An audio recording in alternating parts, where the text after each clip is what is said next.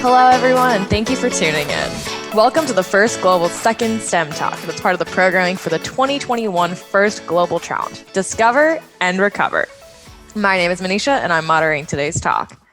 As we learn from today to build a better tomorrow with STEM, we're hosting a variety of sessions throughout the season to learn from STEM enthusiasts about using these fields to discover and recover. Today, we're focusing on the environment.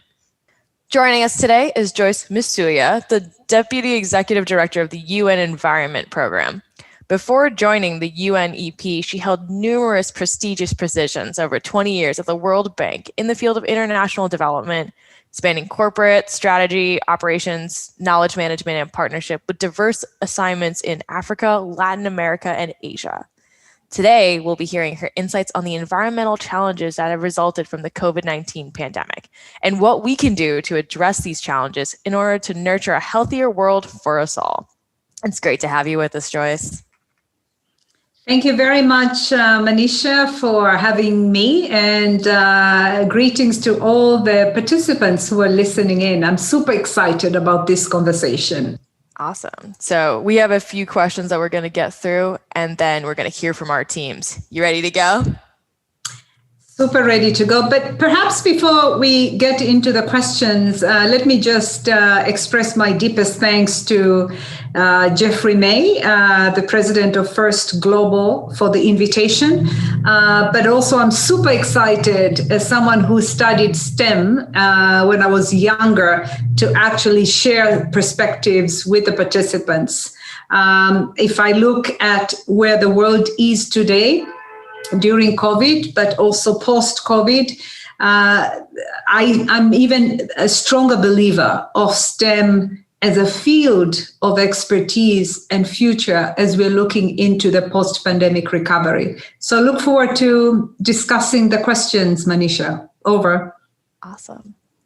So before we get into what your day-to-day looks like, what would you say triggered your journey to where you are today?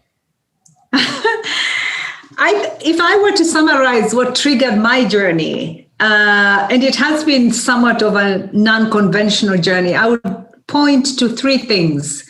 One is the power of science and analytics to fuel curiosity. I have always been curious about cultures, about how things work, and that's why science for me was an extremely interesting subject. I think third, I would add service. You know, it's good to do science, it's good to do analytics, but I believe in science analytics for a purpose. And that's really what my journey has been to date. That's awesome. And you mentioned non-conventional. Now, I know when we're kids, we're like, oh, we have this one path or this one dream that we want to achieve. I think there's so much power in the non-conventional approach, because through trials and tribulations or whatever, life or the world really throws at you, how you move forward, how you adapt, how you grow, it speaks volumes to the type of person that you become. So it's awesome to hear about that. In your role as the Deputy Executive Director of the UN Environment Program, what does your day-to-day look like? One word that would summarize my day-to-day is unpredictability. One is I tend to wake up very, very early. I'm a morning person, and I like to meditate or do some exercise or reflect on what I want to do for the day. My job really is about strategy, serving the staff that I'm leading, but also the member states, because we are part of the United Nations.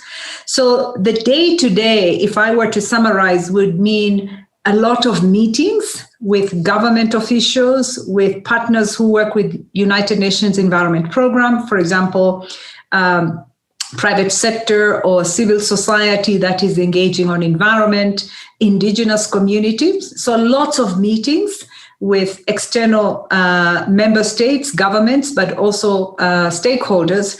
And then I have what I call internal meetings, because the industry or thematic divisions, as well as regional divisions of UNEP, fall under my operational responsibility. So I may be connecting with our offices in Bangkok, in Bahrain, in different parts of the world, just to understand what the progress of our programs are, but also what issues they're facing, so I can help to resolve.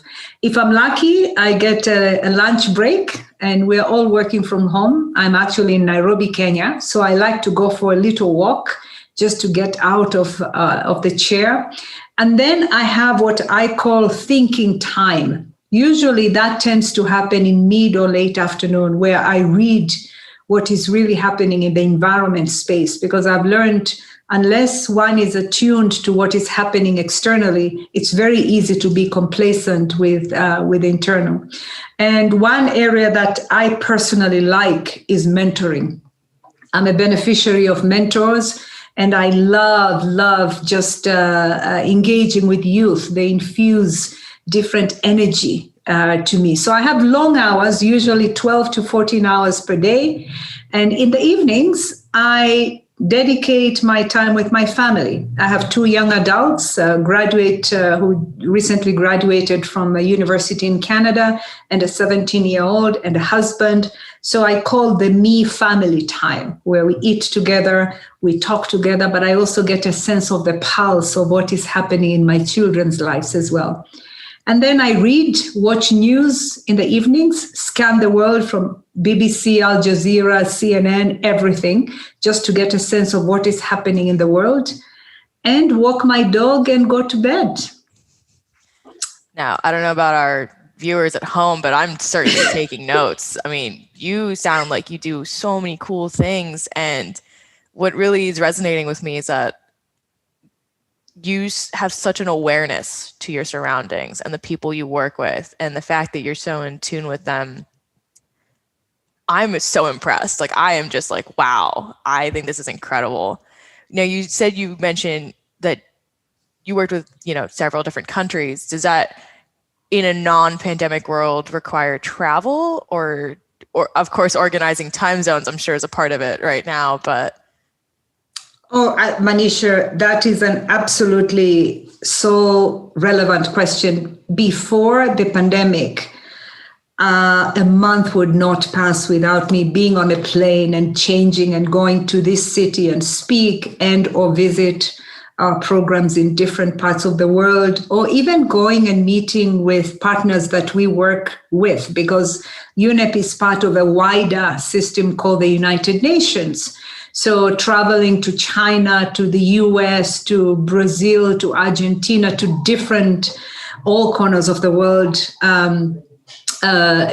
was a core part of my job. Just think about, in 2021, there are two big COPs coming up, one in Glasgow on climate change, and another one on biodiversity in China. So if it was not because of COVID, it will all be traveling for meetings that feed into these big global meetings.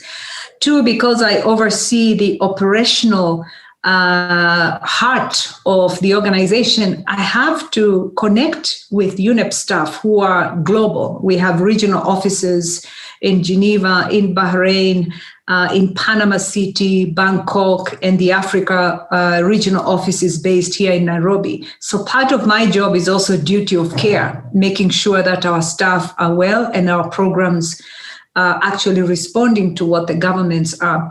But also through traveling, Manisha, I've come to realize we as human beings have more in common than in difference. So that what gives me energy, the hunger to learn from different cultures, societies, but also environmental issues. Wow, I got chills. That's incredible. What would you say is the most challenging aspect of your job? I would say the most challenging part of my job, by nature, I'm an eternal optimist, and I'm also an impatient eternal optimist. So when I think of environmental challenges, I think, gosh, the clock is ticking. The world is overheating. What can we do? So it's the impatience, the need to move very, very quickly in terms of addressing the three planetary crises: climate change, biodiversity, pollution, and waste. The other is the scale, the daunting scale of the challenge. I mean, just think of even this week, we've seen flooding in different parts of the world, extreme weather patterns. So trying to come to grasp with what can UNEP, as a relatively small organization, can do to actually make a difference when it comes to planetary health, but also that's also what is exciting, because there is so much to do. There is never a dull moment. There is always something, and the drive to make a difference, no matter how small that difference is keeps me going. The second challenge is, because we are a global organization, is responding to supporting all the governments and all the communities that we serve, considering the small size of UNEP. Those are the two main challenges. What would you say is the most rewarding, now that we've talked about the big challenges?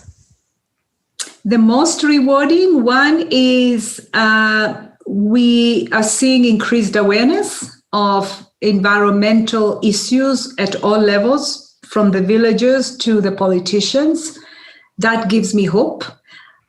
Two is the political commitment. For example, if you look at the Paris Agreement and how the leaders at the highest level have come together, committing countries to actually make a difference in climate change, that gives me hope. Three is the engagement of youth in environmental issues, and we are seeing across the globe energy that holds leaders to account. And lastly, it's the power of science and data. If you look at UNEP, we are producing the Global Environmental Outlook and many other publications that are forming scientific foundations to inform policy options in different countries. That gives me hope. I like that. I like that the core of your work every single day is like, you take science, you take communications, global collaboration. And with that, all of us have this common thread of wanting to learn and hope that we can make the world a better place. I think that's so powerful. And I think our students in First Global, this is something that they take very seriously. This is something that's core to who they are as well. And this year, they were tasked with creating a STEM solution to a problem they're facing in their country that's related to health, economy, education, or the environment. And the pandemic has really shifted our ways about thinking about these four different sectors. Specifically regards to the environment, do you have any advice on opportunities of how to build our world back better? Specifically on environment, I would say there are quite a few opportunities, but let me focus on three. I mean, if you look at what most parts of the world have learned from this humanitarian, but also health crisis of the pandemic, is how interconnected the world is. So what are the possible solutions? I think one is to think global, but act local. What do I mean specifically? Young people, particularly STEM students, can really come up with innovative ways. So innovation as a theme is absolutely central in terms of recovery. If you think about, for example, when it comes to medical waste management, we're using a lot of masks as part of the pandemic, but think about how is that the used masks are being managed. So innovation definitely, I would say, is one huge opportunity. The second is the power of science, the power of data to actually drive policies. If you look at even the common understanding of the pandemic, data has actually helped in terms of R&D, including in vaccine development. So how can STEM students use the power of the scientific foundations to actually shape policy when it comes to environmental policies, both at the global level as well as at the national level? I think third, I would say it's the choices. There's been a lot of consumption and production as economies are growing. There's been slowdown of economic activities. Here we have an opportunity as citizens, no matter where you are, to make different choices when it comes to the day-to-day household needs that we have. And lastly, advocacy. We have big meetings coming up, COP climate change, engage, involve, mobilize communities to actually bring the voices and the sciences to these big meetings. I like that point a lot. And I want to kind of elaborate as a young person myself who's trying to be environmentally conscious. I think advocacy and getting engaged, because like me myself, like I can reuse, reduce, recycle as much as I can, but how would you recommend different individuals like across the globe, like how can we get involved with these big meetings? What do we write to, local government? Should I write to the White House? Like what should I do? You can do a lot. I mean, the beauty about social media, for example, we are seeing a lot of young people being activists through Instagram and, all the social media platforms, the Snapchats, the challenges that you guys come up with, which my generation, it was completely foreign. So one is, how do you use social media to actually promote environmental causes? I think two is reading, well-informed youth, that there's nothing more powerful than knowledge and data and science. So read, for example, in your own community, what are the drivers behind climate change issues or biodiversity loss issues? Because if you understand the drivers behind those crises, then you can actually help to be part of the solution. Third, you are voters, you have the power of actually writing to your congressmen, Senate men and women to actually say this matters in terms of environmental challenges. And that may influence budget allocation towards environmental issues in a particular country. There are also youth coalitions and groups that bring the voice to these big meetings. For example, we host United Nations Environment Assembly. There will be a meeting in February 2022, and the youth group representation is part of the voice that we listen to as part of these big meetings of ministers of environment. I definitely feel fired up. I don't know about our viewers. I definitely want to be talking to as many people as I can. I think you bring up a great point with social media. It's a powerful tool if we can use it correctly. So I have a question for you now. The phrase sustainable development, what does that mean to you? For me, the phrase means how do we make choices of today whilst taking into consideration of the sustainability of the choices for the future generation. As you know, the word was defined by the World Commission on Environment and Development in 1987, but it's really about, in simplistic terms, to think about the future in making the choices of today. And that may mean if you are buying clothes or goods, are you actually investing in a better health and a better world of tomorrow? Instead of using, you coined very well, reuse, recycle, instead of buying for the sake of buying, are you actually buying sustainably whilst at the same time thinking about the consumption patterns of the future generation? And that includes anything from cutting trees, planting a tree, or making different choices when it comes to household consumption as well. So we talk about biodiversity. I definitely think that also plays a role into it too, not just a matter of replacing what was originally taken from the earth, right? But also what exactly are we doing to give back, and what exactly are we putting back in place? Like I've heard a lot recently about the promotion of native species in different areas. So like I think that's probably a good example of when you're, cutting down a tree to get wood to build a house, like what tree are you putting back? Like that kind of thing, you think? Yeah, I mean, for example, let me give you an example. A few months ago, I was invited to, somebody was graduating and there was a graduation party. And instead of having just a regular cake, they actually had seedlings, and every guest who was invited was actually invited to plant a tree in memory of that young person's graduation. And I thought this was powerful, because imagine 10 years from now, and there were about 40 or so guests, socially distanced because it was during COVID, but each one of us planted a sibling in honor of the graduation. So imagine if we do that for our birthdays, for our anniversaries, what that would mean for the planet. And these are very simple things that anybody can do. I love that. I want to do that. I'm going to do that. I'm going to do that. Yeah.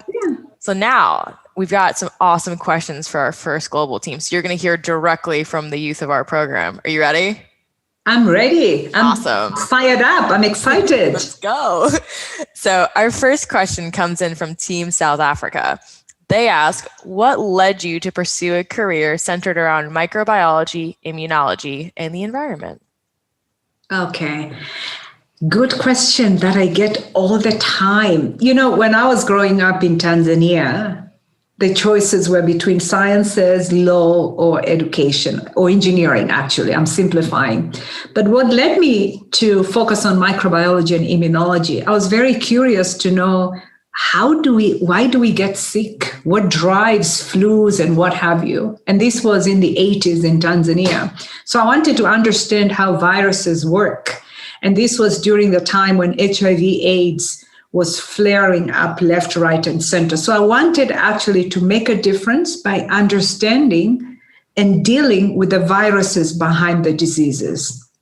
Two was I was fascinated by centrifuges and test tubes and being in a lab. And I thought, wow, putting a white lab coat was very cool. Yeah.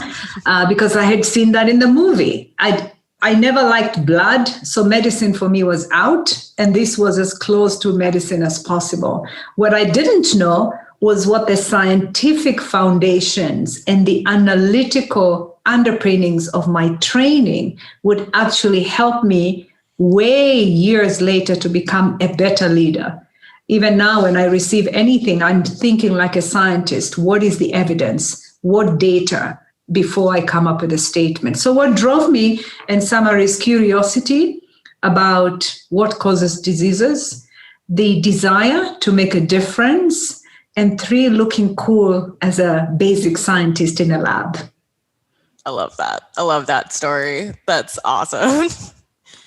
Next up is Team Spain. They want to know, during the years that you've been monitoring climate change, what are the biggest changes you've noticed? You know, the biggest changes, I would say, are threefold. If I were to summarize big changes, I think one is increased awareness of climate change issues. In all my travels, whether I'm talking to a farmer in India or a policymaker in Sri Lanka, they may not have the scientific terminology, for example, villages, but they may say this river used to have higher volume of water than it is now. And that leads to a conversation of what drives it. So awareness of climate change issues is much, much bigger now than it was before. I think two is the science and the data to back the awareness. UNEP, we look at science, we look through our, for example, emissions gap report to actually quantify what are the gaps in and the challenges around emissions so countries can actually try to address them. Numbers, science, data speak volumes. So that is the second.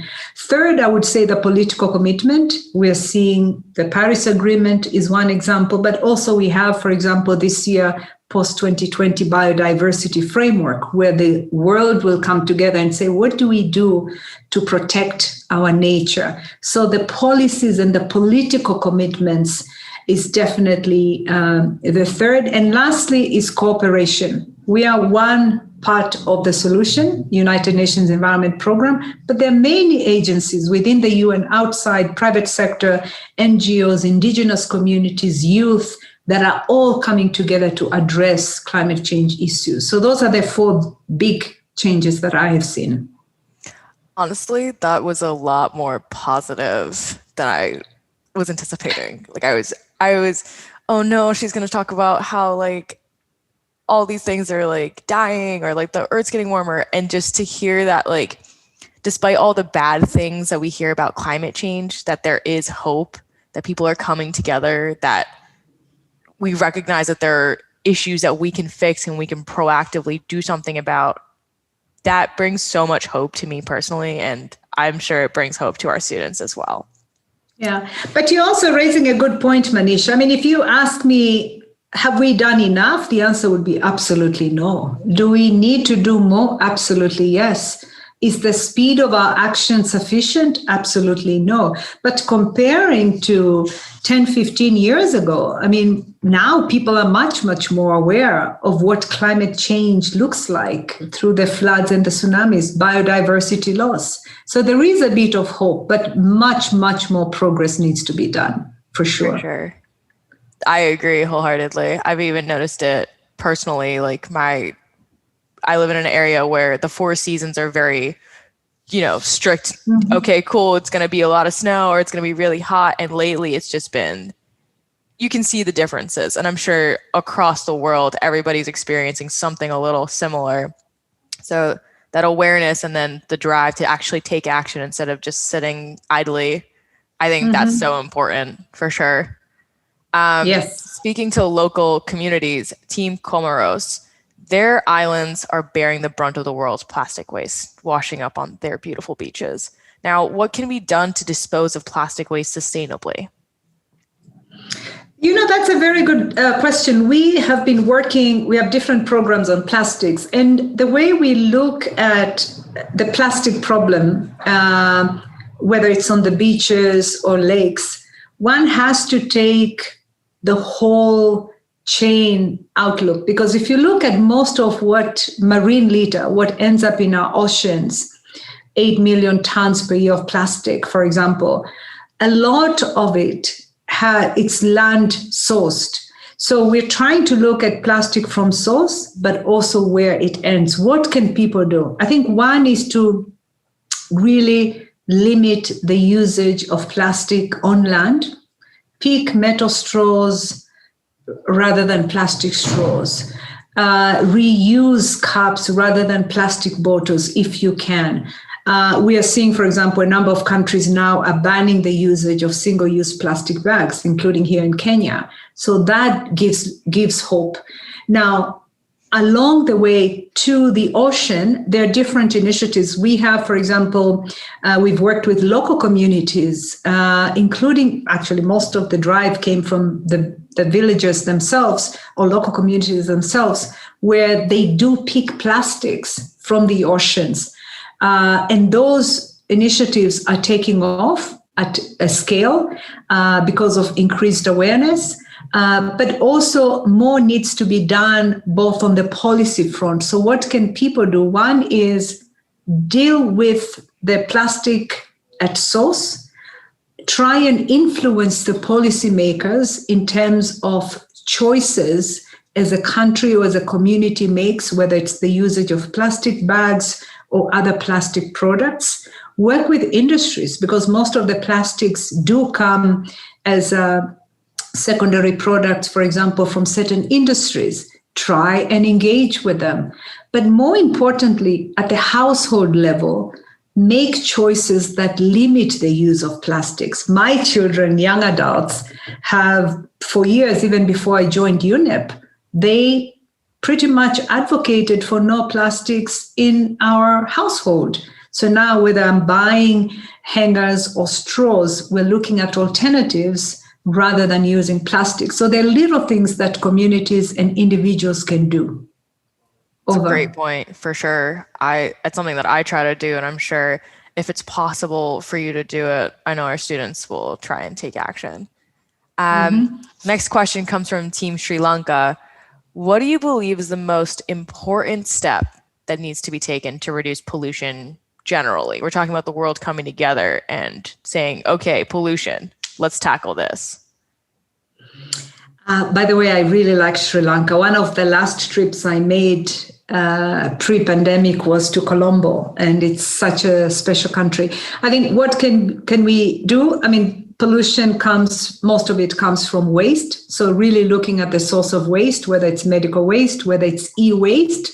We're seeing a lot of, for example, old phones and old tablets that are being dumped and causing pollution. There's chemicals pollution. So what can you do? One is recycle, reuse, redesign. One of the initiatives that I saw in Colombo, actually, which was very interesting, there is an NGO that goes to e-waste dump sites and take e-waste and convert the metal products into furniture. And they've started exporting some of these products to neighboring countries. So that was an innovation started by a very young 30-some-year-old Sri Lankan. But key is minimizing waste, influencing the management of waste, and seeing how some of the waste can be recycled to actually not only create jobs, but also bring innovation into waste management. That is so cool. I love that. And I'm sure there's so many other sorts of initiatives like that around the world. So I encourage our teams and our volunteers, take a look, see what we can find. Because if we can promote more activity like that, I'm sure that our world will be so much better off. Absolutely. Absolutely. So next up is Team Madagascar. Now, we talked about medical waste a little bit earlier, but what are some of the really negative consequences on the environment due to the pandemic? Look, I mean, first we have to recognize that the pandemic is first and foremost a humanitarian issue. I mean, so my heart goes out to some of you who have lost or have been affected by the pandemic. Now, in terms of the negative consequences, definitely one is medical waste and medical waste management, starting from masks. Recently, my family took a small vacation here in Kenya to go to the beach. And as we were walking along the beach, it was really concerning to see the volume of masks that was at the shore of this amazing beach. So how this medical waste, including the masks that we all wear, is being managed is extremely important. We in UNEP are trying to support through technical assistance a number of governments in that area. I think two is the food waste as well in some parts because of the disruption of the global supply chains. Countries, communities that don't have sufficient storage, there's quite a lot of waste. Food waste, which is not disposed properly and or recycled, for example, to manure or fertilizer, organic fertilizers for the agriculture sector. In a funny, strange way, because most of us are working from home, we are seeing in some countries, for example, air pollution has improved because the gas emissions on the roads have reduced. But that, again, is a lesson. It's not a negative consequence, but it's a positive consequence that has allowed a number of countries to see what could be a hybrid model. For example, if and when offices open up, commute in a much more sustainable. But the biggest negative consequence is around waste, particularly medical waste. So Team Australia would like to know, what are some easy ways that they can create a better environment for themselves right now at a small level? They've heard what you've had to say and are super fired up to start making changes in their daily lives. One simple example that Team Australia can just take charge on is actually influencing the choices on university campus. We have produced a book called The Little Nudges, or The Little Book of Green Nudges. For example, looking at recycling opportunities on campus, looking at reusing different textbooks, education materials, installing green lighting and influencing faculty and administration to do so. So if you want to start small, since Team Australia is smart and energetic and fired up, look at the campuses. Look at how you reuse all these electronic gadgets that we have and that you have. Instead of just getting the next iPhone, see how can you reuse it. Etc. So but campuses are the easiest one because of the scale, and then influence sustainable education in universities. That will be extremely important. Asking the right questions to the faculty. I think another point on that, universities for sure. I think that instilling that awareness in our young adults are so powerful. Do you think that there's value in also encouraging this at the younger education levels? So like maybe high school, maybe even younger? Absolutely. I gave you the example, Manisha, of the graduation party where we were planting trees as a gift. We were asked not to bring gifts. And there were actually a group of elementary school kids who were also observing the behavior of adults. So yes, one is by actions. So we have to practice what we preach, so to speak. I think two is introducing environmental education very early on. I would say even making it fun at the kindergarten level, instead of, in addition to having a birthday cake, go out to a park and plant trees. So kids become aware of the kinds of little things they can do to make a difference. So yes, the answer would be yes. I like that. It's definitely like a lead by example, practice by what you preach. Those two phrases are definitely core to this, in my opinion. And it sounds like you agree too. Absolutely. Absolutely. But also I think your generation, Manisha, can challenge people like us not to be complacent and hold us to account. You can ask your parents, why are we doing this? Why are we, so you can influence, because we as parents tend to listen to the young adults, and you tend to have quite innovative minds as well. I like that. Promote the promotion of discussion, whether it's with people of your own age or people that's older with you, people that's younger with you, just talking about it. Yes. I think that's one of the most powerful things that our students can do. And if you can take action and bring further awareness or plant trees or anything, I think anything you can do, anything that you're able to do sounds like the right move. Absolutely. Absolutely. Awesome. So our last question of the day comes from Team Bosnia and Herzegovina. How can we as young individuals use STEM to create a healthier environment? So now we've talked about, the little changes you can make, the discussions you can have, but to your core, to your journey, STEM has been that driving factor and that understanding as a scientist. Now, what can we tell our students to do? I honestly think, what makes UNEP extra special as an organization to work for is the power of the scientific foundations to help inform policymakers. If I'm going to a country X and I'm meeting the highest government official, what empowers me is actually data and science. I do research and I go and I say, this honorable minister is what the challenges you're facing, but not just fluff. It's grounded on data. So what can students do? I think one, use your STEM power of knowledge, analytics, and data to actually ask the right questions to your parents, to your university professors, to your teachers, to anybody, to policymakers, but also to share on social media. I love when I see challenges that are informed by data. It excites me and it's powerful.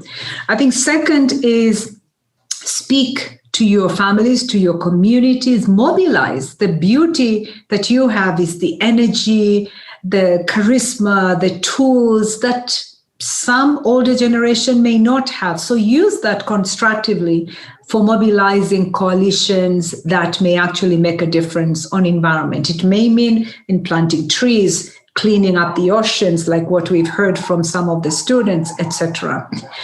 3, household at home. Talk to your parents, make different choices, be the coolest kid that uses metal straws instead of plastic straws, because people like to follow cool people. So be that cool people that challenges others to do sustainable choices when it comes to household options. So those are the 3 concrete ideas, but I think the power of technology, innovation, and the creativity that you guys have. You can form a music, a band around environmental things as part of advocacy and make it fun. So use your creativity juices to actually make a difference. I love that. I think that's such a powerful message. And with that, we actually conclude today's STEM Talk. Thank you so much, Joyce, for taking the time to talk with us. I have had a new energy after our conversation today about our environment. And I think I'm so excited to see what the next generation does with this world. And I hope together we can come together and actually create positive change, because it sounds like we've got hope. And if we've got hope, I'm very confident that good can come of all of this. Do you have any final words or advice that you'd like to share with everyone at home? Yes, first, Manisha, thank you. Well done in your moderation and questioning. And thank you to the colleagues behind the scenes who have facilitated this. I think one message I would like to leave the participants and people at home is, if there is one generation that gives people like me hope and the oxygen to just push through, is your generation. So please keep on pushing and do not give up. 2, just be creative, don't be complacent. Complacence is the beginning of stagnation. So push the envelope, use the innovation and the creative juices that you have and the STEM foundation to actually address the 3 planetary crises. You can do it. Thank you all for joining us. You truly can do it. And I think that's such an awesome message to kind of think about our season, discover and recover. We look forward to having you at our next STEM Talk. Everyone take care. Thank you. Thank you, Manisha.